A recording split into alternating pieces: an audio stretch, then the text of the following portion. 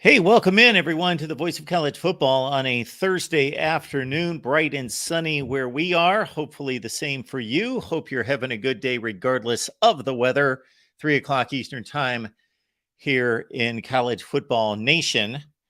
And again, the week 4 slate is ridiculous. So lock it in here. And of course, we'll enjoy the games together on Saturday, highlighted by Ohio State Notre Dame. We are doing a watch party, Ohio State Notre Dame. So please join us for that, as you see on the screen. And then, of course, our big call in show on Saturday night to wrap it all up.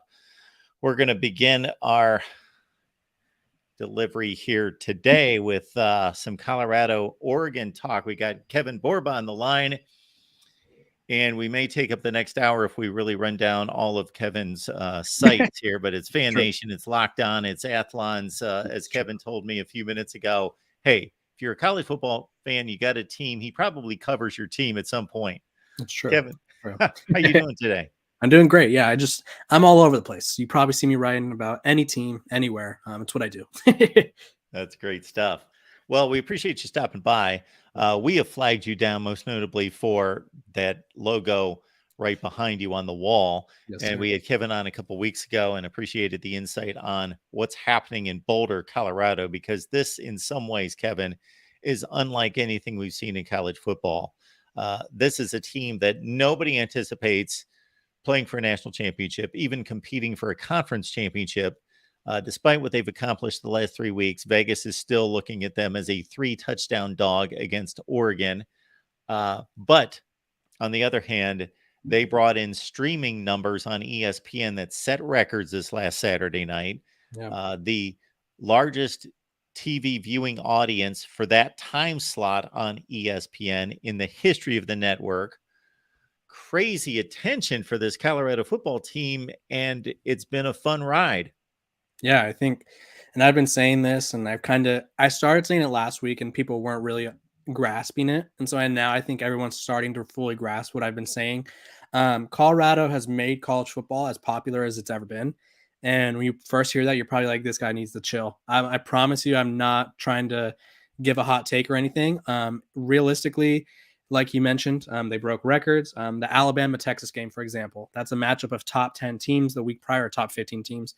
And that had 8 million views. Colorado versus Colorado State, a Mountain West team that got blown out by Washington State, had 9 million viewers. And that's not counting streaming and all the people that were watching it in unconventional or possibly illegal routes. But there were people still watching. And then you look at college football, from a whole, and you have to go back to USC, where it was like Reggie Bush, Matt Leinart, Carson Palmer, where they were the center of college football. Colorado is the center of college football. They had Game Day, they had Big Noon, they had 60 Minutes, they had the Pat McAfee Show, they had First Take, The Rock, Offset, Master P, Lil Wayne, Chauncey Billups were all at the Colorado State game. People care about Colorado and college football more than they ever have. I have people in my family, my girlfriend's family, ask me about Deion Sanders, and I promise you, neither of those families really care about sports. So that's how big his pool is. The only thing missing from your list, Kevin, is that I produced 2 Colorado videos the other day, and I don't believe I've ever done 2 Colorado videos in one day or probably in Exactly. 1 week. So, Exactly. you put me at the top of the list. I'm sure Right. that everyone's keeping track of that in particular. Yes. Got Kevin Borba here, and again, track his work on all those locations right down there, whether it's Fan Nation, whether it's Athlons, Locked In. He is covering college football and college athletics um, all the time. So we appreciate Kevin stopping by. Well, this was the one game of the 3 that they came in as a big favorite. So, of course, the experience out of the gate was TCU's the team that went to the national championship game. They were the 3-touchdown favorite. Colorado pulls off the major upset, and everybody starts to get enamored with this. Not that there weren't a number of people already enamored with the whole narrative of Deion going to the Power 5, of Deion going to Boulder, of him assembling this team, bringing his 2 sons along, the whole deal, and the spring game atmosphere and everything. But then they pull it off. They show on the field that they're for real. Then they follow that up against Nebraska in a game that was close to the point spread. But this was the first time where the weight was on them as a heavy favorite. And credit Colorado State for making it a game. It might have been just as exciting and hyped up, but more so because Colorado stomped them 42-15 and nobody gave it much thought. And, they marched on to the next game because this wasn't supposed to be much of a game. But it, number one, is a big deal in the state of Colorado because it's a yearly rivalry that's played. Number two, there was that exchange between, of course, Jay Norvell and Dion in regards to the sunglasses and the sunglasses and the hat, of course. And then this turned into a tremendous football game, and Colorado had to scratch and claw and come back with a 98-yard drive to close it out. So just the drama of pulling it out once again. Yeah. Yeah, I think it's really crazy. And I think a lot of people want to discredit the win against Colorado State. It's one of those things where that game meant more to Colorado State than it meant to Colorado. Not that it didn't mean anything to Colorado, but Colorado State had all of the not negativity, but they had all of the no one's paying attention to us. No one thinks we could win. They had a different motive than Colorado. And I think that's why the game was so close. And granted, they played the game perfectly. They kind of exposed what Colorado's weaknesses are and just hit them over the middle for crossing routes nonstop, and eventually it'll work. They had 3 receivers with over 100 yards, so they found what worked. It's just Shadur Sanders and that Colorado offense have continuously shown that they are one of the best offenses in the country, and I think we saw that, and the hype is just kind of carrying on through the season, and this weekend's going to be a huge test. We've got Kevin Borba here breaking down Colorado football for us.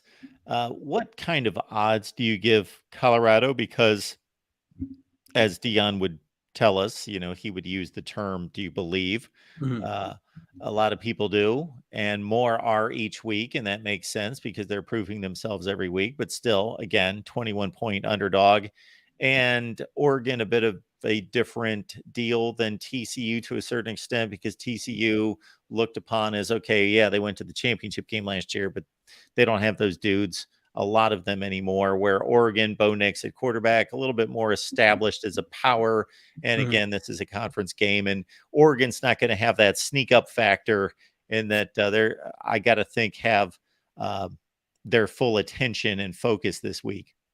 Yeah, and I think Oregon, like you mentioned, they're kind of the most complete team that Colorado will play. I think 21 points is a lot to be favored by. The spread, I don't think, has gotten a Colorado game correctly, or the odds makers, excuse me, haven't gotten the spread right once this year.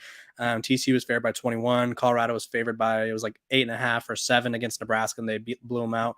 And then obviously they were favored by 20 or whatever it was against Colorado State. So I think it's a fade the spread type of moment until it's not. That's kind of my betting advice from someone who doesn't gamble because I live in California. But wink, wink, we all know how to work that. For Colorado and Oregon, I think a thing that not a lot of people are talking enough about is the fact that Colorado gets Alton McCaskill for the first time this year. He's a Houston running back transfer that has not played at all. Colorado's run game has been, I don't know, useless, I guess you could say. They haven't really done much. They've had their running back, Dylan Edwards, make a huge impact in the passing game, but run-wise, they average 2 yards per carry. I think as a team, they have like 180 yards rushing through 3 games, which isn't great. But Alton McCaskill transfers in from Houston, was a freshman All-American, was a American Freshman of the Year, and like he could be a difference maker for this Colorado offense, which that's kind of a crazy thing to say because they've been clicking all season. Yeah, so this team obviously was thrown together. The depth is an issue, the lines of scrimmage an issue, tackling an issue, and just kind of overall defense an issue. Uh, are you less concerned about those areas, or is this just a team that's just going to have to kind of live with that the entire season with not a whole lot of hope of shoring up the defensive side? I think, and this is for all like we have on the screen right there, Ducks will put 60 on Prime. They're probably going to put up points, but here's the thing. You have to look at, there's 2 teams, and I think I brought this up against Nebraska when they were playing Nebraska, and I'm going to bring it up all season. And I'm going to be proven to be right until I'm not. Colorado reminds me a lot of USC from last year and Lincoln Riley, Oklahoma teams. Specifically USC last year, their defense was terrible. But what did they lead the country in? turnovers forced. If you go do a little deep dive into turnovers forced and who leads the country right now, Colorado is up at the top, tied with Cal at number one. So their defense, while they may not be good at tackling, they may struggle with stopping the run. They do make big plays when they need them. Now, obviously, it's a lot easier said than done to go pick off a quarterback, and it's not really someone. It's not really something, unless you're Travis Hunter, probably, where it's like, hey, Travis, we need a pick, go get one. That's not really like what happens. But Colorado has shown time in and time again that they can force turnovers. And so I think that's where they kind of will live and die by. So if Oregon is able to protect the ball, which they have been this year, it's going to be a tough game. But if Colorado can continue to force turnovers, people need to realize that this game is going to be closer than they think. College football fans are going to miss watching Travis Hunter. Mm. I certainly am going to miss watching him play.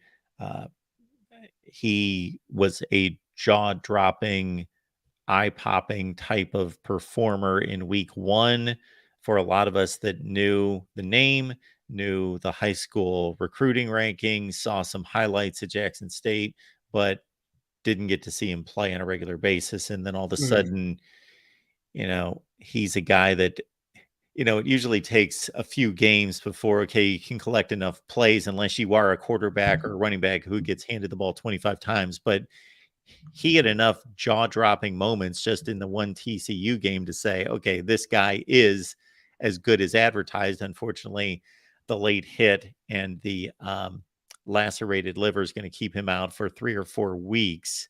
Right. How much is that? I guess I'm asking, in a sense, a dumb question. How much is it going to hurt Colorado? But in terms of reinforcements at that corner position in particular, because I think that while he's going to be missed on offense, they've got enough offensive weapons to cover for him. Yeah, and that's kind of the point I've been making too. Is offensively, I mean, it sucks to lose Travis Hunter for Colorado, but realistically, they have guys that have been making plays and been quite productive. It's the defense that is worrisome because they were struggling with him. He was making plays as an individual, but the unit as a whole was struggling. And then they had a couple other guys get banged up. So their corner spots right now are not where they need to be injury wise. And then they bring in 5-star Cormani McLean, who was supposed to kind of be like you have a 5-star on one side, 5-star on the other.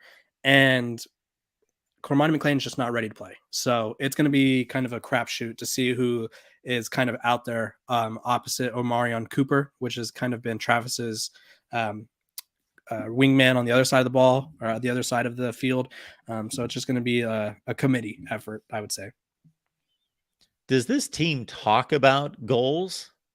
Do they make mention of goals in all that I've heard out of them? And I'm not watching all the news conferences start to finish, but are they talking at that level? I don't think so. I think they talk about that they know they could compete with anybody, but I don't think they kind of, because you have to think about the way the world works now. If Deion Sanders says we're going to win the championship this year, that is obviously going to be clipped. That's going to be talked about a bajillion times. And then if and when it doesn't happen, they are going to be relentlessly mocked. They're going to be scrutinized. And I think they're really smart at not putting unnecessary pressure on themselves. We've got Kevin Borba here. You can join him on Fan Nation, on Locked on Athlons. I got to think, Kevin, maybe the best way is just to follow you on Twitter, and then you can kind of follow the different paths from there. Yeah, it's my little map is in my bio. Go follow the map. There it is. It's at Kevin_Borba, BORBA, right there on Twitter. Then it's USC next week. So not to get ahead of ourselves, because this Oregon matchup is going to gain, again, a load of viewers. I'm almost as curious to see the TV numbers this week as I am the final score. What's that? Yeah. So it might put up like 12 million people. It might be one in contention for the most viewed game ever, because Oregon's got a pretty big brand. And then they'll break it again next week. Yeah, it's crazy to think about, because I would have automatically defaulted that Ohio State and Notre Dame play this week. That's normally would be the biggest game. It wouldn't even be close. But because of the outside, and maybe within college football, maybe it would still be Ohio State, Notre Dame. But with all these non-college football fans, whether they're NFL fans who are now watching some college football, or just like you say, some complete non-sports fans that are latching onto this, That is tilting the scale, certainly. Yeah, USC's coming up in a couple weeks. Um, in terms of the matchup against Oregon, do you think that, what do you reasonably expect? If these two teams could play 100 times, what type of mountain Yeah. Oh, is that's a tough one. Colorado having to climb here? How likely is an upset? Yeah, I think an upset's likely. You have to look at the fact that Oregon struggled against Texas Tech, and I would say, using transitive property, my favorite property, Colorado's better than Texas Tech. They have a better offense, and while their defense isn't good or as good as it could be, we'll say, they force turnovers, and so Oregon hasn't had a game where they've turned the ball over. I don't know if they have any turnovers yet, but they haven't turned the ball over a lot. Um, and so if Colorado is able to turn them over and the offense is able to get things clicking, um, I think there's a realistic chance that they could pull off an upset. Excuse me. All right, good stuff out of Kevin Borba. Again, it's Fan Nation, it's Athlons, and it's Locked On. Kevin, we appreciate you stopping by to talk some more Buffs, and I know where to find you. And based on the way this thing is rolling, I'm sure I will be calling again. Yeah, excuse me. Yeah, I look forward to it. It's kind of a viewing appointment. Like I talked about earlier, we both talked about it. College football is at its most popular, and Colorado is at the forefront of that. Good stuff. All right, Kevin. Have a great day. Enjoy the game. Thank you for having me. See you. All right, we are talking big Week 4 matchups here at the Voice of College Football. We got Pat Murphy standing by from Bucknuts 247 Sports to talk Ohio State Notre Dame. Check out our earlier live streams because we have had a ton of fun breaking down all sorts of games. So it's Ohio State Notre Dame. We had Nathan Erbach and we had John Kennedy on Monday. You got to check out that live stream. We had a whole lot of fun with those two, with Nathan and with John from Always Irish. So I was certainly hit up by the Notre Dame contingent of, what I have said about Notre Dame and how I've dissed them and not rated them as high as they should be and so forth. So we cleared up some of that, hopefully for the Notre Dame contingent out there that believes the worst in me and doesn't know fully how I have ranked this team, which was a 10-2 prediction this year, by the way.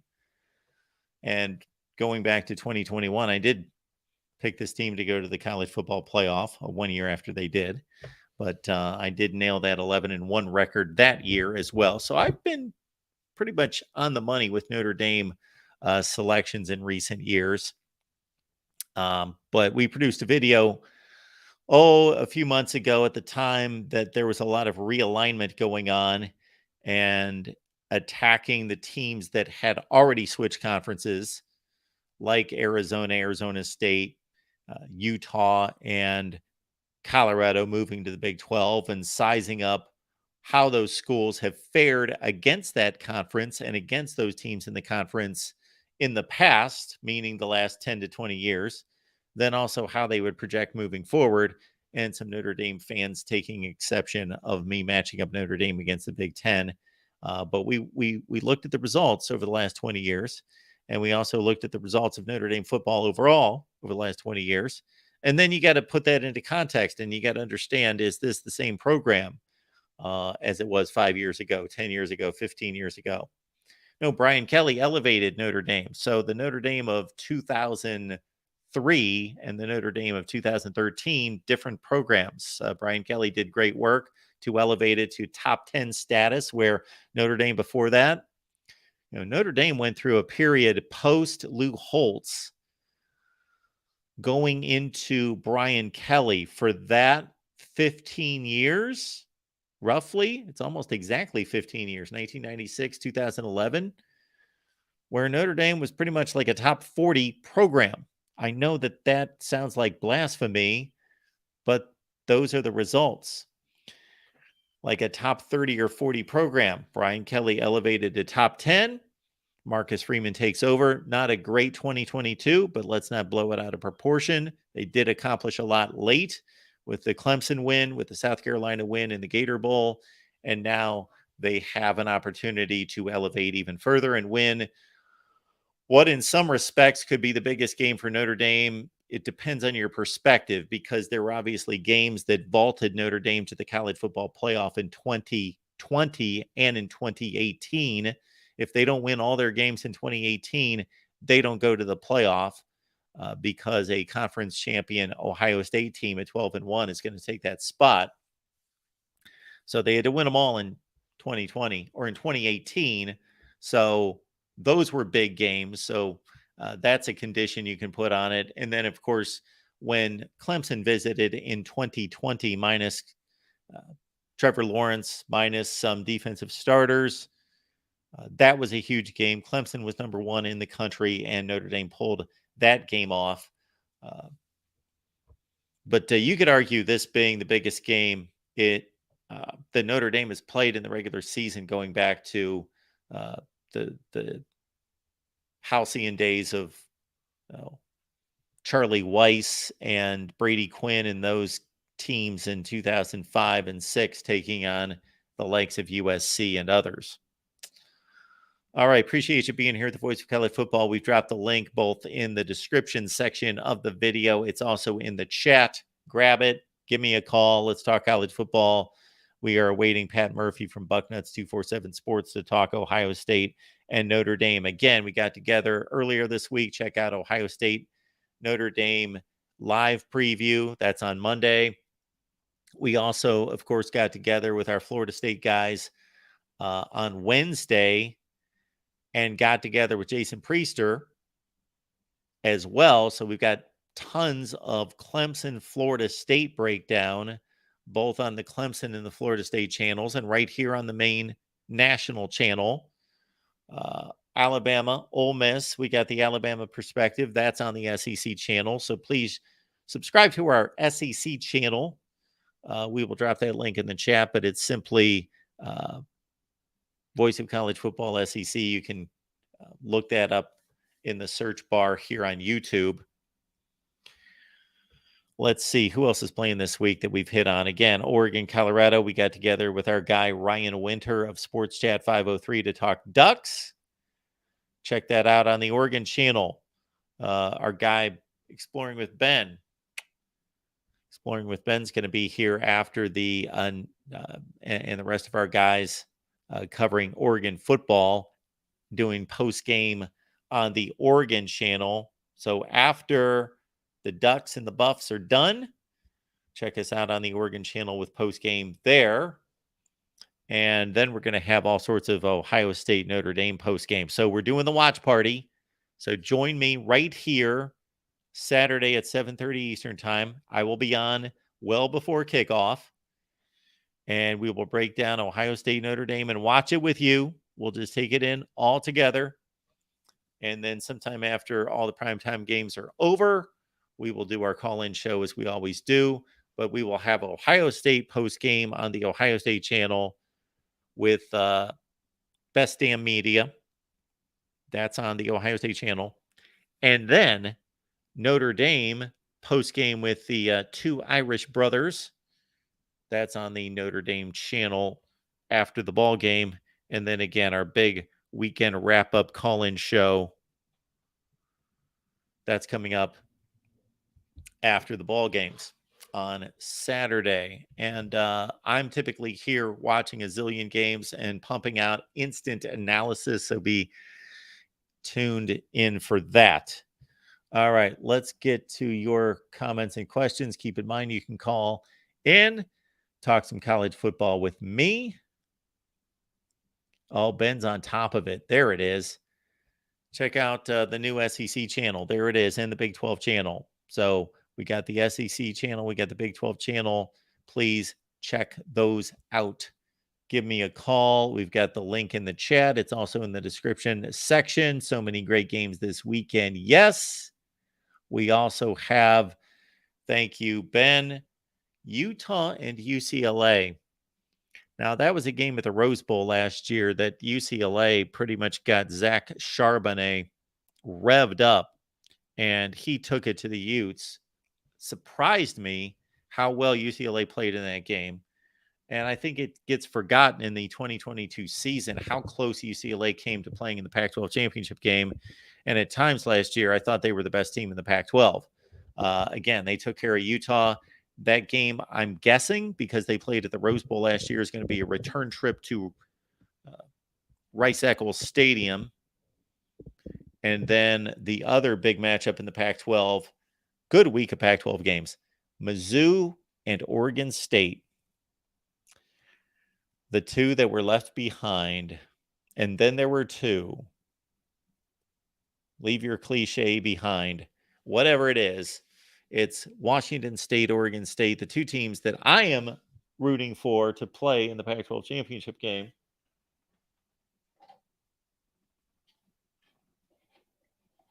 I know I've done this before, but yeah, this is the game that I am rooting for in the Pac-12 championship game. Otherwise, as I like to say, I don't care about your team. But I take exception this year with Oregon State and Washington State. Cougs, Beavs, I'm rooting for you. Sweep it on through the Pac-12, get to the championship game, show the Pac-12 that you are sending it into the abyss with the right way, that poetic justice will be served. All right, let's get back to Notre Dame, Ohio State. We got Pat Murphy on the line from Bucknuts 247 Sports. Pat, what's going on? Not much, Mark. How are you? I'm doing just fine. Good to see you. You too. Hope everything is well. I'm guessing, I know here in the Buckeye State today, it's low 70s, sunny, beautiful. I don't know if you've checked the forecast for South Bend on Saturday night. Looks like it'll be a nice night. I think like last I looked, low 70s, mostly sunny. So should be a pretty nice night for what could be one of the bigger games of this early portion of the college football season, right? Yes. I will say the biggest when you put it all together. Now, whether that pertains just to 2023, there's an argument. But if you take history into it and brand name, then I don't think there's an argument at this point. But here we go. Ohio State, Notre Dame. The Buckeyes, of course, have owned this series when they have gotten together here, but that's not going to matter when they meet on Saturday night. Did anything the Buckeyes did, and we'll start on the offensive side of the ball against Western Kentucky, bring some valid relief to the concerns from the previous games? Yeah, I mean, I think I went into that game needing to see something more from this offense. I mean, you go 23-3 against Indiana. Okay, it's week one. You're on the road, new quarterback, some new offensive linemen. You come back home against an FCS Youngstown State team, 35-7. There were little improvements, but you know what's coming, right? And so I remember just walking from the parking garage to Ohio Stadium on Saturday and thinking to myself, you know, down the road here when we're having to make Notre Dame predictions next week, this game could hinge on it, which is difficult because obviously Western Kentucky was another overmatched team, but you needed to look like you were playing an overmatched team, and Ohio State finally did. The offensive line was getting push. They were opening lanes for running back, specifically Travion Henderson, but Chip Tranum as well. The pass protection, which had been pretty good in the first two games, continued to be good. Kyle McCord looked more comfortable after being named the full-time starter and not just the week-by-week starter, which I think was probably a bigger deal for him than it was for Ohio State fans, or even for me, who I'd pretty much considered him the starter anyway after the first two games. So, yeah, I think the fact that they were able to put up what you expect Ohio State and this offense to do against a team like Western Kentucky is a positive in terms of confidence and just like, okay, this is what this team can be, right? Even though it was against a Western Kentucky team that wasn't very good defensively, you saw those things happen. And now I think you obviously will face a much more difficult challenge against Notre Dame's defense on Saturday night, but you've at least experienced, especially some of these new guys in here, what it's like to go out and dominate for the Buckeyes on offense. Pat, college football is a completely different animal when it comes to this. In professional sports, there's only a couple rookies on the field max that matter. So the rest of these dudes, they've been around for 5 years or so. They got a track record. We know who they are. in the collegiate ranks. If you take, let's say, men's basketball, sure, there's some fun, really meaningful matchups in the preseason or the but they don't, if they lose, they're fine. They can lose 10 games. If it's North Carolina playing Kansas in November, we get a good feel for some things, but hey, they got time to work on things. But this is a sport where there are so many unknown commodities, and you better show up and win, or then the path becomes, it shrinks to no room for error. And Kyle McCord is obviously at the very apex of that. He's the guy that everybody's looking at as, okay, well, it seems like he's getting better week to week. And maybe that burden of not knowing if he's the starter, looking over his shoulder, maybe that caused him to play a lot better this past week. You don't know as much as I don't know, but you've been covering this for a long time, and you've got some theories, I'm sure, as to what is most likely the case. Look, I think we'll have a better sense about Kyle McCord, as you're saying, after Saturday. And first of all, I don't think that will be the end all be all. Whether he plays really well or whether he struggles on the road in a tough environment, there's still a lot of season to be played. Kyle McCord, technically, I believe he can come back for 2 more years after this because he was there, or was he? I don't know. He has more football to be played, I guess. I can't keep track of how much eligibility these guys have. But point is, his career isn't going to be decided on Saturday night, but he can certainly help his stock with the good performance in South Bend. And I think he's on the trajectory that we've seen of Ohio State quarterbacks. I think a lot of times when we think back to Justin Fields, we think back to CJ Stroud. Dwayne Haskins was a little different. He got thrust in to that Michigan game the year before, only played 1 season. But we think of these guys as when they're fully formed, at least in terms of their college play, right? You don't think back as often to Justin Fields had some struggles early on. He in that first game he played, he had really good numbers rushing the ball, but his passing wasn't great, especially as that game kind of progressed. And he had a few struggles in the game. Now everyone knew what he could do. He was the number 2 quarterback coming out. Obviously, was recruited by Georgia. CJ Stroud, same thing. He played fine in the Minnesota game, his first game. Now he threw for 400 yards, 480 or something against Oregon, but had a bad turnover, had some bad throws. These guys evolved as their careers went on. And obviously big games play a part in how you remember them, right? So Kyle McCord has an opportunity here. I think you've seen from week 1 now going into week 4 that the quarterback that Ryan Day recruited out of high school, the quarterback that Ryan Day believes can be the next in that line of those guys, he has the talent. I don't doubt that. Is it exactly what CJ Stroud was? No. Is it exactly what Justin Fields was? No. He's his own guy.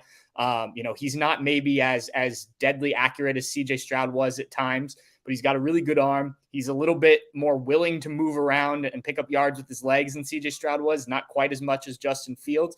So I think he's a nice balance quarterback in terms of what Ohio State wants to do. And frankly, as long as Kyle McCord can go out and make the throws and not make a crucial mistake on the road in a game like this, the weapons are there, and he's protected up front. I guess I should include that too. The offensive line has to hold up, and that'll be the thing. How does he handle this atmosphere, this pressure of a game like this? Ryan Day's talked, and you get that sense when you talk to Kyle McCord. He's got a lot of poise. Things don't seem to bother him. Well, we'll find out how that poise carries over to almost 80,000 fans, most of which will be on the other side from him on Saturday night, and how he handles that situation. Yeah, and now staying with the offense and the productivity, I hit you with this a number of times in the offseason because it intrigued me to see, okay, how are they going to handle these running backs? Who's going to play? And here we are, Travion Henderson. The games have been blowouts. So at some point in the game, it's like, okay, who's playing, but why are they playing? Are they, so do you have a pretty good feel for what they might do? Because Travion Henderson strikes me and a lot of people as, okay, when everything's working well, he's the home run hitter and he can make, a 10-yard gain, a 50-yard gain. But if Notre Dame's as good as they might be up front and Ohio State's as questionable as they might be up front, then you might want a battering ram or maybe somebody with a little creativity like a Chip Tranum to gain some yardage. So where do you stand on that whole dynamic? I think what Ohio State's done the first few games with Travion Henderson carrying most of the workload, but Chip Tranum and even some Mayan Williams sprinkled in is a good recipe. I think to your point, though, you do have to kind of feel out the game. And look, against Indiana, Chip Tranum carried the ball. He didn't. I don't think he ended up with the most carries, but in the second half, he was in there a lot more than even Travion. Ryan Day has talked very positively about Travion Henderson, the work he put in this offseason. We saw it from time to time when we were there over at the Woody for summer recruiting camps and things like that. He was often on the indoor field working through some things, catching passes, stuff like that. So clearly he has the motivation to sort of make up for the lost time of last year and being hurt. You still haven't seen the big numbers so far this year. I think last week was his best day, 88 yards and 2 touchdowns, which is certainly nothing to sneeze at. But I do think it is more of a committee than people would have expected when Travion Henderson had that great freshman year. And that's because they have guys that can do different things. Chip Tranum not only can line up at running back, but he's lined up at fullback at sometimes. I've said this a few times this week. Wouldn't surprise me if Ohio State has some sort of play action, dump it to him coming out of the backfield type of thing, or some variation off of him just blocking for Mayan Williams. So I think you can see the hierarchy of Henderson, Tranum, and Mayan Williams is like right in there.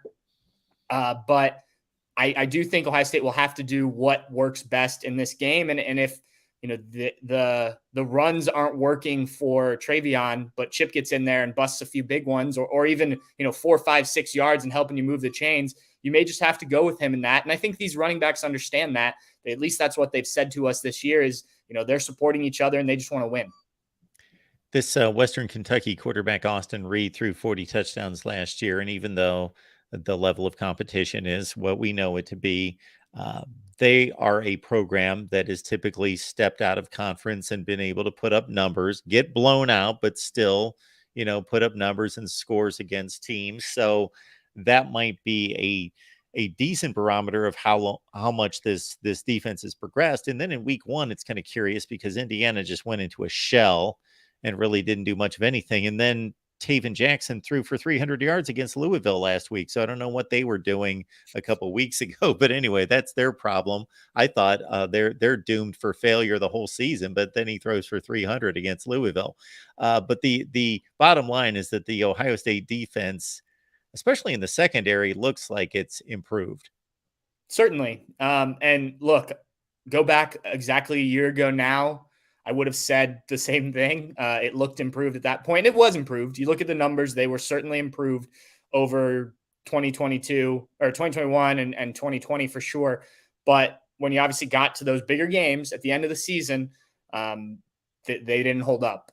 Now, this Notre Dame team will be very different than the one they faced last year with Tyler Buckner and not really the ability to hit downfield. I think they also have a more balanced attack because you've got a guy like Audrey Estime who's running the ball so well. So you can set up the play action game, which they want to do. And the secondary has to be aware of that. I think the fact that they are coming off a game, like you mentioned, against a Western Kentucky team that, does have a guy in Austin Reed who probably will make it in the NFL or at least get drafted, does have a wide receiver who's on some draft boards in Malachi Corley. So they at least they faced a passing attack that certainly had some life to it a week before. But this is going to be, you're going to have to be ready for anything in this Notre Dame game. They are a truly balanced offense, something Ohio State hasn't faced yet this year. And so, the secondary is going to have to not only cover these guys downfield, but also get involved in stopping the run, making some tackles. You go beyond Estime, who runs pretty much up the middle a lot of the time. He's not going to bounce the outside, but Notre Dame has some other running backs who can do that too. So they're going to have to be aware of a little bit of everything.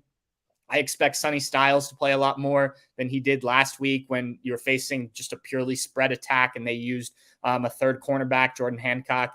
I expect, that these linebackers are going to have to be very involved. And obviously it starts up front. But to your point about the secondary, I think the confidence is high, but now you've got to go prove it. You've got to shut down Notre Dame's receiving core, which isn't a bunch of names, but has a lot of guys who have already made plays. So you have to be aware of who you're matching up with.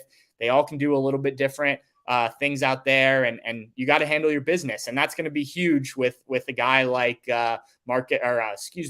Hartman throwing the ball around out there. Sam. And the one thing I failed to hit on, Pat, on the offensive side was everybody's talking about how is Notre Dame going to match up against Marvin Harrison and looking at that 1-versus-1 matchup. But for me, it's even more so the 3 or 4 deep that Ohio State can hit you with in waves, and who's going to be the nickel, who's going to be the off corner, how deep can they go, and guys that they can rely on. And then we saw Cade Stover get loose a number of times against Western Kentucky, and he could be a factor in this game that's usually not something that's thought of prominently in the Ohio State passing attack. Yeah, I know you had Tim O'Malley on with Steve and those guys the other day, one of our 247 Sports Notre Dame writer. He was on my podcast. I asked him about that. Beyond Marvin, beyond Emeka, how do you see Notre Dame defending Julian Fleming, Cade Stover? And Stover was the one that he kind of admitted, I don't know if Notre Dame has a guy that can defend him. The linebackers probably aren't quite quick enough. You don't really want to put a corner on him just because of the size. I mean, you don't think of Cade Stover as some of these, elite tight ends that have come through. Notre Dame obviously had one in Michael Mayer last year, guys that are huge matchup problems. But I think if he were in a different offense that didn't have the weapons, maybe he's not quite that level, but he'd be pretty good. And I think he'd be, he could put up some serious numbers. And, you've seen it in times where they've needed it against Indiana. He had a few big plays against Western Kentucky as well when they needed him. So that's going to be a very interesting matchup for me. How does Notre Dame deal with that if Ohio State, if they are able to take away some of that other stuff and Ohio State goes to a guy like Cade Stover, what do the Irish do? I'm sure Marcus Freeman, who, as we know, the defensive background and obviously played linebacker at Ohio State, I'm sure he will have some ideas. It's just a matter of can you contain the variety of weapons that Ohio State has? And ultimately, maybe it comes down to the pressure you can get on Kyle McCord. And we talked about that offensive line. Maybe that's the recipe for success for Notre Dame is, okay, maybe we can't cover these guys for an extended period of time, but if we make McCord uncomfortable, we talked about it before, maybe that is how we kind of slow down this offense. Pat, if you look at this simplistically, and Notre Dame fans are going to want to hear this, while Ohio State was one of the 2 or 3 or 4 best teams in the country for the entirety of the season, and certainly showed that against Georgia, and Notre Dame was more like a top 20 team, and when they got together, it was a competitive game, and it took Ohio State close to full 4 quarters to put Notre Dame away. Now Notre Dame's at home, and they've got their best quarterback that they've had most likely since Brady Quinn. And Ohio State's going from a first-round NFL draft selection who at that point, had 14 or 15 starts under his belt, down to a Kyle McCord facing his first hostile environment. So it just seems like there's this, if you don't dissect any other personnel changes among both teams. And of course, they had guys drafted and new guys emerge and all that. But Ohio State's got a pretty veteran defense coming back. Do you look at last year's game and see any correlation to trying to figure out, okay, how much better is Notre Dame and how much has Ohio State possibly declined? Hopefully not, but possibly. Not a ton. And Ryan Day was asked about that this week. It's so, especially Notre Dame on the offensive side, so different. You kind of mentioned it, new offensive coordinator, they promoted tight ends coach, new offensive line coach, obviously Sam Hartman coming in, the group of receivers, we mentioned Michael Mayer being gone. I know they've got another tight end who's done well. So it's just a very different group. Obviously Ohio State's defense is a lot of the same guys, but a lot of those guys were pretty young a year ago. So, I think that, I think you look more at that game if this is week 1 of the season and try and pick things out like it was a year ago, as opposed to now where you've got the film, 4 games for Notre Dame, 3 games for Ohio State. I think last year's game was just so different than this one's going to be. I expect it to, Marcus Freeman even talked about it this week. He expects to be more aggressive being at home and having a veteran quarterback than he was a year ago, where the Irish were okay with having a lead early and sort of milking the clock a little bit. So yeah, I think it's going to be a completely different game, probably a more entertaining game, assuming Ohio State's offense, plays closer to what they did last week than maybe they did the first 2 weeks of the season. I think you could get, similar to what we saw of like Texas, Alabama a couple weeks ago, rather than the 21-10 game at Ohio Stadium between these two teams last year. Hello, Slap Happy. Good to see you. Also, blank name. I feel ashamed for even mentioning Julian Fleming. He's obviously a bust and a non-factor and just a horrible football player. Come on, folks. Yeah, he's not catching 100 passes a year, but yes, had a lot of injury issues early in his career. No, he played pretty well the back half of last season. I think he's one of the best receivers in the Big Ten. Yeah, he's all right. Certainly would be interesting to see him on a team that didn't have Marvin Harrison and Emeka Buka. Really, I know this isn't what people want to see, but really good blocking downfield. That was something I wrote about earlier this week. Both Travion Henderson touchdowns last week, and I know it's against Western Kentucky. He's on the cornerback that he has to seal in order for Travion to get to the outside and get into the end zone. He's really embraced that. You mentioned the injuries. Did play really well in the Georgia game last year. If this is fourth year in the program, if there were a time to show up and have a game that maybe puts you on the map a little bit more, maybe Saturday night. Absolutely. Pat, before we let you go, we want to direct everyone, first of all, to Bucknuts, bucknuts.com on 247 Sports for Pat's work. And we appreciate Pat stopping by to give us his perspective. Whether it be an incoming transfer that was a good player elsewhere, the Ole Miss, DB, Syracuse, those guys, or anybody else, is there anyone somewhat on your radar that maybe hasn't proven anything big in an Ohio State uniform, at least, that could be a big factor?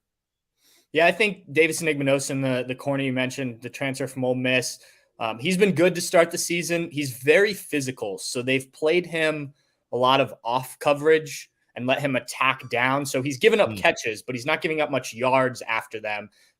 He has played some press man as well, drew a flag against Indiana, and I think that's kind of where they did that. But, he's a guy who I think Ohio State fans probably weren't too aware of him while he was at Ole Miss last year, but was a freshman All-American. And, again, like I said with Julian Fleming, maybe this is your chance to make a play. Obviously, Denzel Burke is the name in Ohio State secondary that most people know. If he can kind of shut down one side of the field, then you'll have an opportunity. I imagine they attack Igbinosun a little bit more, and maybe you can make a big play there. So he's certainly a guy on the defensive side of the ball. I mentioned Sonny Styles earlier, probably a name most people are starting to get to know if you've watched some of the Ohio State games recently. But, a guy who should be in his freshman year, reclassified. He's playing kind of that nickel safety position for Ohio State. I think he's going to be pretty important for the Buckeyes. He's going to have to play well, given the tight ends that Notre Dame has. He's going to have to match up, especially when they go to two tight end sets. The only other guy I might throw in offensively, and I think this is a bit of a long shot, but Carnell Tate is a freshman wide receiver that they really like at Ohio State. He's been on the field a decent amount, but we just talked about the group of wide receivers that are ahead of him. Hasn't had a huge opportunity, but did catch his first touchdown pass last week. I don't know how much he plays in this game, but maybe that's somebody that if he gets out there isn't as covered and can, make a play, not a game-changing play necessarily, but just make a play or two that start, oh, okay, who's that? People are like, who's this guy? Let me look into this guy a little bit more. So those are just a few names off the top of my head. Yeah, if you don't know who Carnell Tate is, you may find out on Saturday night. Again, don't expect him to catch 7 passes for 100 yards or anything like that, but it might be a key play on one drive that leads to a score. Yes, he's what was the comment made by some of the coaches this summer about Carnell Tate, that he's pretty much caught up with Marvin Harrison Jr. where he was at that stage and beyond. of his career. Marvin said he was better than that Tate was better than he was a year ago, like going into Marvin's sophomore season when he obviously ended up being a unanimous All-American. Now, I think some of that is one wide receiver talking up another guy, but I also think Marvin doesn't say that unless Carnell Tate's shown you some things in practice. And we've heard some really good things. It's just, look, Garrett Wilson didn't play a ton until kind of the latter part of his freshman year. Marvin Harrison only played in the Rose Bowl really because of the guys who opted out of that game. So it's not uncommon for Ohio State wide receivers to kind of wait their turn a little bit, but you get an opportunity. If you're able to take it, you can certainly make an impact. Absolutely. Pat, enjoy. Are you going to the game? We'll be there. Of course. So Pat's going to be on the road in South Bend. Well, enjoy the trip, enjoy the game, and we will talk to you soon. All right. Thanks, Mark. Good talking with you. All right. That was Pat Murphy from Bucknuts 247 Sports. So get on over there, check out Pat's work. And yes, blank name. If there was a wide receiver draft, forget the stats. I know Julian Fleming caught 33 balls last year, 6 touchdowns. He's playing for Ohio State. The footballs are going in other directions with the best wide receiver in the country, the second best wide receiver in the Big Ten, and Emeka Buko, another top 5 first team All-American wide receiver, Cade Stover, a tight end, and other options. So the stats aren't going to be there, but I guarantee you if there was a draft of wide receivers in the Big Ten, Julian Fleming would be one of the top 5 wide receivers taken in the Big Ten. Yes, that's just all there is to it. All right. Appreciate you being here at the Voice of College Football. If you would like to call, we have left the link both in the chat and it's also in the description section of the videos. We talked a lot of Ohio State, Notre Dame, of course. We talked a lot of Colorado, Oregon earlier. We've done a ton of coverage on Florida State and Clemson. Check out those videos. Alabama, Ole Miss. Maybe I'll drop that on the main channel because it's over on the SEC channel. For those of you who support us here at the Voice of College Football, keep in mind, we do have a Big 12 channel. We've got an SEC channel, and we would like for you to check out what we've got offered there. Also, we're going to be here together at 7:30 Eastern on Saturday night for Ohio State, Notre Dame. We're going to watch it together. How about that? So if you're one of those people that have to be watching 12 games or have to be texting or have to be in conversation with somebody during a game, then this is the perfect spot for you. You dive in the chat, you're watching the game, you're trash talking, you're a Notre Dame fan who's going crazy, you're an Ohio State fan going crazy, or you just want to see the biggest game of the day and get into it. And, you're a Michigan fan and you're celebrating your 49-0 win over Rutgers, or let's say about 27-9. How about that?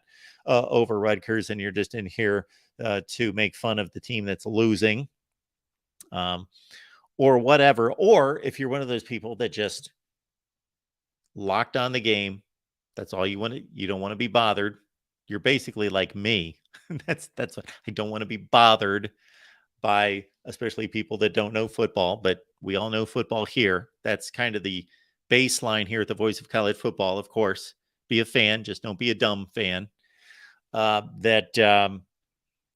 We'll get together and you flip us on and you just lock in on the game, ignore us, just keep us rolling, keep us right there handy.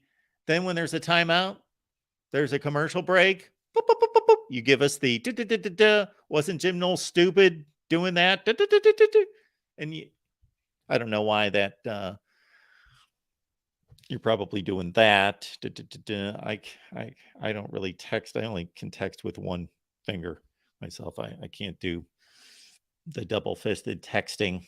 So however you do it, whether that's on your laptop, whether it's speech, regardless, check us out with the watch party. And however you approach your college football Saturday night, make us a part of your college football Saturday night on Saturday night at 7:30 Eastern time. NBC, Ohio State, and Notre Dame. I'm trying to think the last time Ohio State played on NBC. I would guess that was the last trip to South Bend in 1996.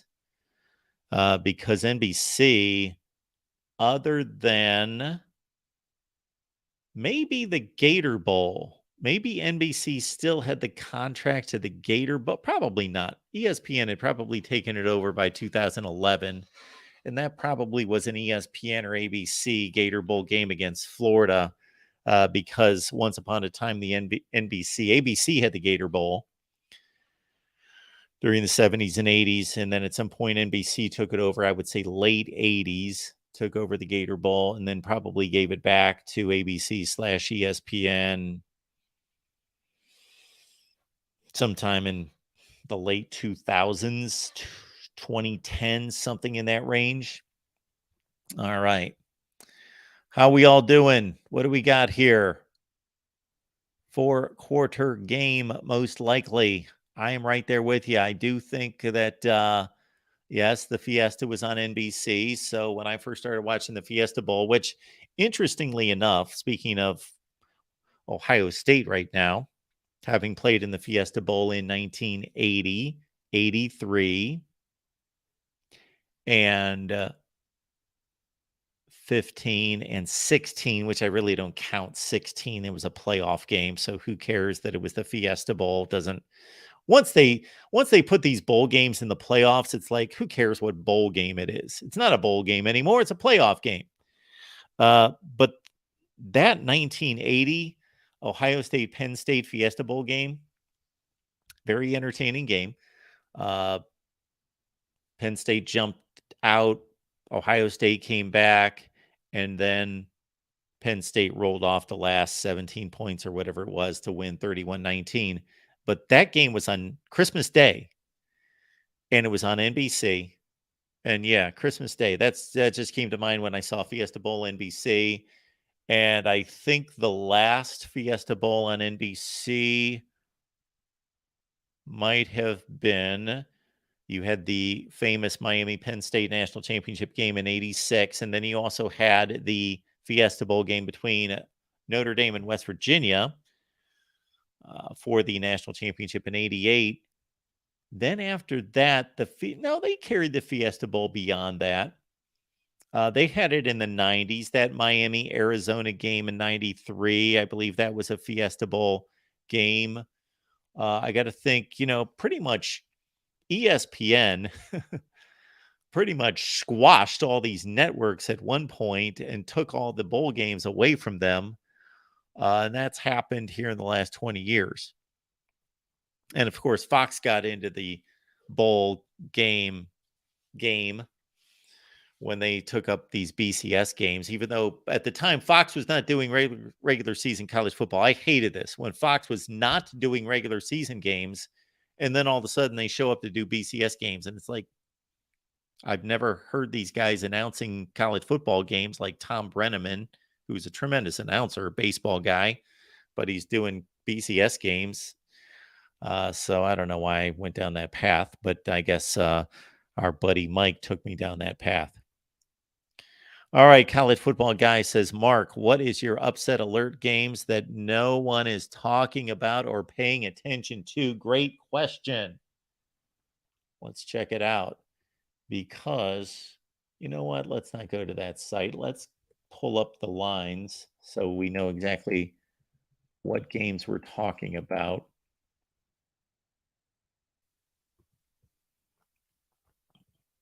So I say this all the time. About 20 or 25% of the top 25 games are going to be upsets. Happens every week. I'm trying to think last week. I'll have to pull up my Patreon page and see what games last week were upsets. And I'm just talking about the top 25, not even talking about the rest of college football, just top 25 games. There's usually 18 to 22 or 3 top 25 games, and there are going to be about 4 upsets. So let's see what we've got. Always love this question. All right. Georgia State and Coastal Carolina tonight. Purdue and Wisconsin on a Friday. I'll be watching that game, and we'll go live after Purdue and Wisconsin on Friday night. Also, North Carolina State, Virginia. So I guess we're going to go live after Wisconsin, Purdue, North Carolina State, Virginia. Nice little pair of Power 5 games on a Friday night. That's kind of unusual, with a late night game, Boise State and San Diego State on Friday night, as well as Air Force and San Jose State. So 2 7 o'clock games, 2 10 o'clock games. All right. Right out of the gate, this one is a bit intriguing. Army, 13.5-point dog on the road at Syracuse. Syracuse is playing excellent football against bad teams. They whipped Western Michigan last week.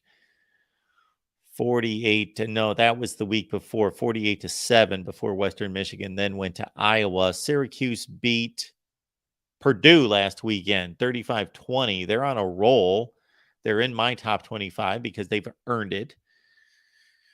But look out for Army to win that one straight up. Now, I'm not predicting it. We're just going through these. So that would be one right there. 2.5 points. I don't consider that an upset. That to me is not an upset. So Florida State loses to Clemson. I'm not going to consider that. That's pretty much a coin flip. Oklahoma's, I don't see them losing against Cincinnati, even on the road. This is a game that was an upset last year. Kentucky and Vandy. Vandy pulled it off as a big underdog. They are a 2-touchdown underdog at home this year. Vandy went to Kentucky last year and won that game as a 2-touchdown dog. Now they're at home. I'm not really looking at that game. SMU, TCU. SMU has defeated TCU twice in the last, I think, 4 years, always as an underdog. And again, about a touchdown dog. But SMU, I don't believe, is as good as they've been. Tulsa, Northern Illinois, Western Kentucky, and Troy. We've got Auburn and Texas A&M. Bingo. Texas A&M, 8.5-point favorite at home against Auburn. Auburn can win this game. I know they didn't look good against Cal. Texas A&M looked awful against Miami. Auburn could win this game against Texas A&M. We've got Western Michigan and Toledo. We got Georgia Southern and Ball State. We got Miami and Temple. Man, the Canes are playing well. Texas Tech, West Virginia. All right. I think we've stopped at our next possible upset selection. A road favorite. Road favorites, always susceptible, especially when they're not really good, proven teams. How much of a difference is there between Texas Tech and West Virginia? Mountaineers, a 6-point dog at home. I know they played an emotional game against Pitt. They pulled out the win, but they got it done. So they showed to have some defense last week. So West Virginia at home is a 6-point dog. That's one to look at. New Mexico, UMass, BC, and Louisville, despite what Boston College did against Florida State and playing extremely well, played an excellent second half of that game. They are still a 14-point dog at Louisville and probably going to come down from that effort they gave against Florida State in the red bandana game. Duke and UConn, BYU, Kansas. Man, there are a lot of candidates here. BYU and Kansas. Kansas does have some extra time to prepare here. They played a Friday night against Illinois. BYU is struggling to score right now. So I'm not too high on this one, but I'm just taking note here that BYU would not be an almost 10-point underdog against Kansas going back to 2007 or 8. FAU, Illinois, UCLA, Utah. I don't see that one happening, but keep in mind UCLA beat Utah at the Rose Bowl last year, but they've got to go on the road. Well, here's the one that, man, if they pull this one off, I'm sorry. I thought I was posting all those on the screen. My bad. I forgot to click that. That's what you were supposed to see that entire time as I was running these down. All right. So to recap, I kind of like Army plus 13.5 against Syracuse is a possible outright upset. Possible. I kind of like SMU. No, I don't. Not this year. I kind of like, who else did I say? Auburn with 8.5 on the road at Texas A&M. I like West Virginia at home with the 6 points against Texas Tech. And those are the games I picked out. And usually this one would stand out to me as well. All right. If Colorado pulls this game out, then people are really going to start to get freaked out. Like, what is going on? Are they that good? If they pull this off, or if they hang in against Oregon, if they lose a 42-34 game against Oregon and play really well on the road, then it's going to be like, wow, every team in the Pac-12 better take them seriously. And even right now, they better take them seriously. Even if Oregon wipes out Colorado, everyone should be taking the Buffs seriously because they have the potential on a given day to beat anyone in that conference. They have the potential.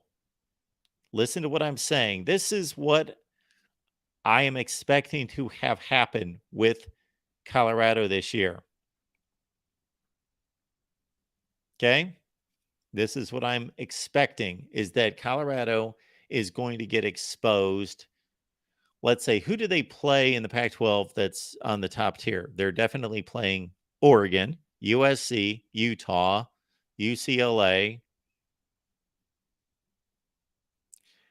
I don't believe they're playing. So are they playing? People help me out. I don't feel like looking up the schedule. Are they playing Washington or Oregon State? Would love to see them play all those teams. But what I'm saying is that there's probably going to be, out of those 5 teams that are supposed to be the class of the conference, that Colorado will probably get exposed twice. There's probably going to be 2 games this year where Colorado just doesn't have it that night. And because they've got no defense and their pass coverage is questionable and they can't tackle and all of that, if they're just not pitching and catching like they typically do, then they're in trouble and it's going to be 52-24. But on the flip side, I think there's going to be probably 2 times, whether it's this week or USC or whoever, Utah, that Colorado is going to take them to the wire. Thank you, Ben. Oregon, USC, UCLA, Oregon State, Wazoo. So they don't play Washington. I would love to see that game. They don't play Washington. And they play Utah, of course. So Washington's the one top tier team that they don't play. Okay, they see the rest of them. And I'm just estimating that there's going to be 2 rough outings for Colorado. But then there's going to be 2 times where they either pull off an upset or they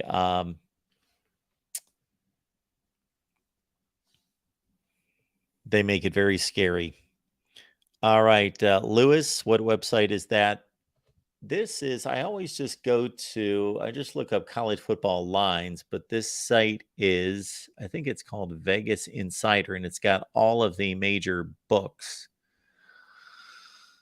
That's a great question. Vegas Insider, and they give you 3, 6, like 9 sports books. So you get to see the various point spreads of all the games.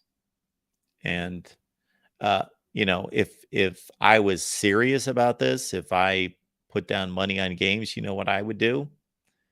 I'd open multiple accounts. I thought of this a long time ago. I wouldn't just have like one account, because there you go. Look at Colorado, Oregon. It's 21 and it's 20 and a half. So what do? If you've got an account at all those, you go to one that's, let's say you're taking the points. You take Colorado in 21 and make sure that if Oregon wins the game, that at least you get a push and you don't lose. On the flip side, if you're taking Oregon to cover, then you go to one of the accounts where you can get 20 and a half. And if Oregon wins by 21, you're a winner instead of a loser. And out of the games we looked at, see, this could make a difference. USC or UCLA and Utah, either 5.5 or 6. With some of these games, it'll be as much as a point. With who else did we look at? Texas Tech and West Virginia. I'm taking the 6. There is a 5.5 there. Then you've got Auburn and Texas A&M. You've got 8. You've got 7.5, 8, and 8.5.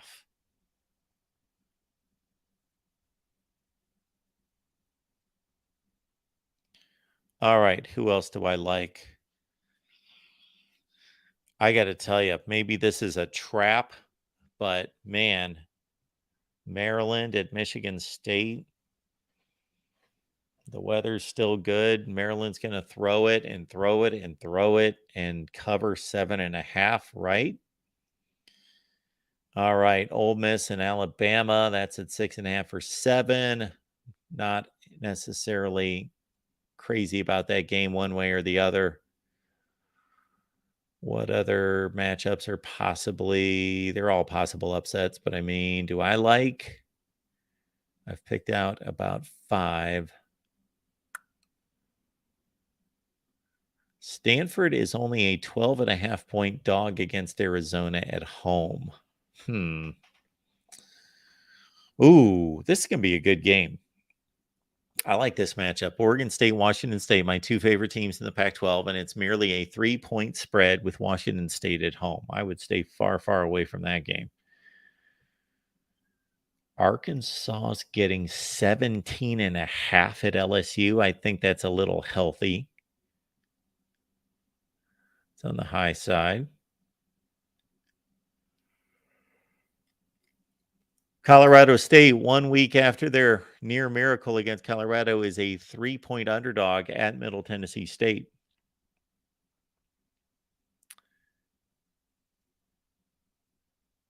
Mississippi State, South Carolina.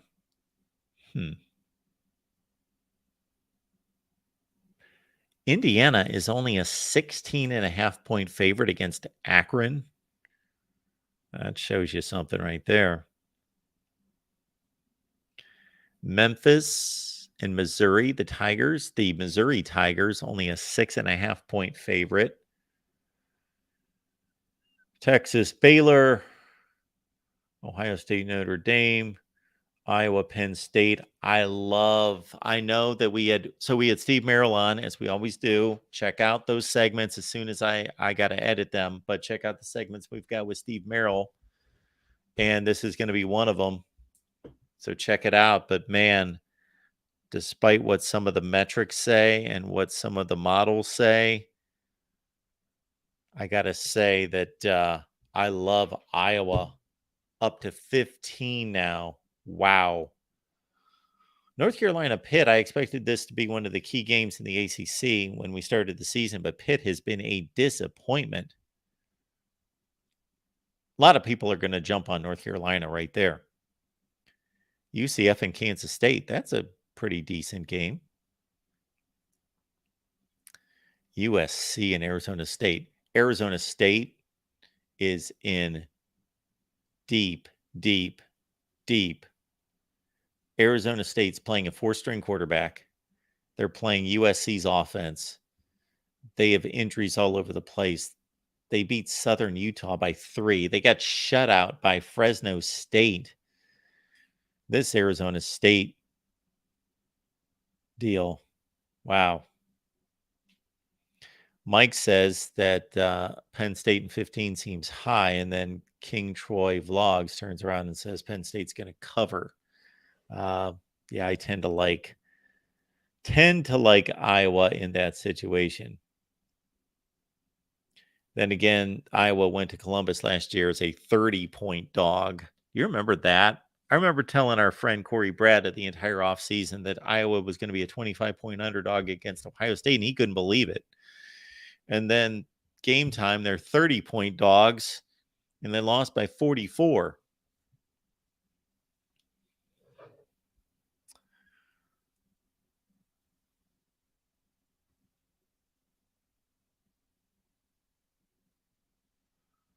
All right, folks. Appreciate you being here at the Voice of College Football. And again, we've got a watch party coming up on Saturday. So be looking out for that and just flat out be here. Again, whether you like to chat with folks during the game or you like to just watch the game by yourself, then during the timeouts, during the commercial spots, boom, you just drop in and tell us what you think. How about that? All right, folks, appreciate you being here at the Voice of College Football. I will be scanning for more comments. Meanwhile, if you'd like to call the show, the link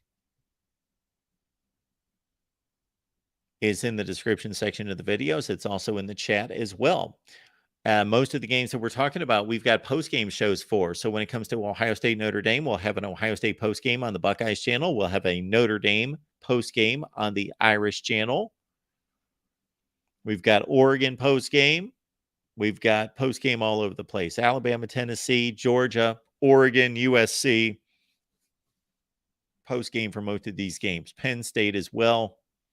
And Iowa, of course. Nebraska. Clemson, Florida State. Post-game for both on those two channels.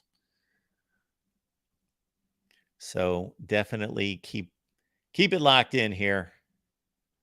We're doing our best.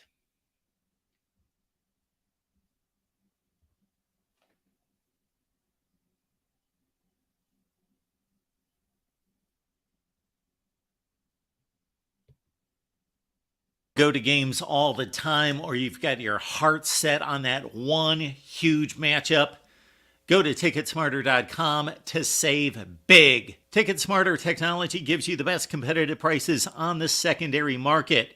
Your purchase price is safe and guaranteed.